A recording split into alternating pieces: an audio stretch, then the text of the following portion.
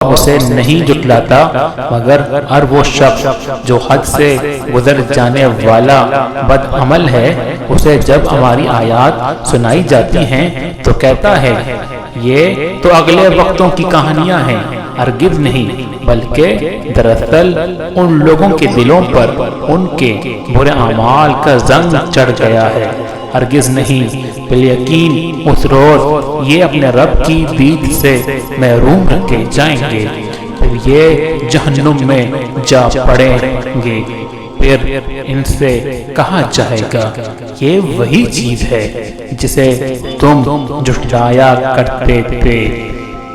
हरगिज़ नहीं, बेशक नेक आदमियों का नाम अमाल बुलंद पाया लोगों के दफ्तर में है, और तुम्हें क्या खबर के क्या है वो बुलंद पाया लोगों का दफ्तर?